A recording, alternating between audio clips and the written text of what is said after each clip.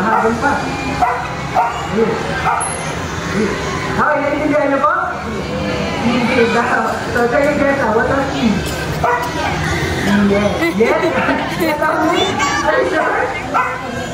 Yes lang ka. Sige, ganun na lang. How about a way to buy before you go? Okay, bye! Bye! More time around the clock. More time. And that thing is the hairstyle. And the purpose is you can have your man and do now look at the top. Great of Luna. Big Murons have a lot to say. They chuckle when they're happy, a high pitch when they're annoyed. They can drown out the energy. And also, he used their butter chocolate smell to mark their territory. Okay, naman yun? Yana, look! Look at the tiger! Look at the tiger, Yana! Ma'am, service na po. That makes them different from a seal. High flippers that rotate, making moving on land so easy. So Ernie and Sophie, show them your back flippers. Back flippers. There you go. But cruises, on the other hand, are very different. They have small front flippers and their back flippers can rotate, so on land they move a little bit funny. So folks, would you like to see Sophie's imitation of a seal? Would you like to? Alright, Sophie, show them a seal. And that's the seal, all right, officer?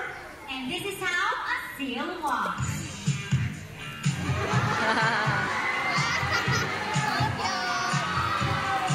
Every here would like to demonstrate a very important skill that every member of the Marine Patrol must have. And that is their remarkable self-control. So this is what they're going to do. I'm going to ask Ernie to lie down here on the deck. Just like that. Then, I'm going to place 4 juicy fish right in front of Ernie's face. There you go. The rule is, he can only eat each fish on the top of my hands or only one at a time. Okay, let's start. First fish.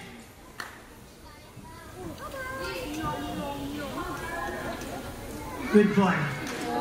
Hey, stop laughing. What are you doing? Stop laughing. Good job. Okay?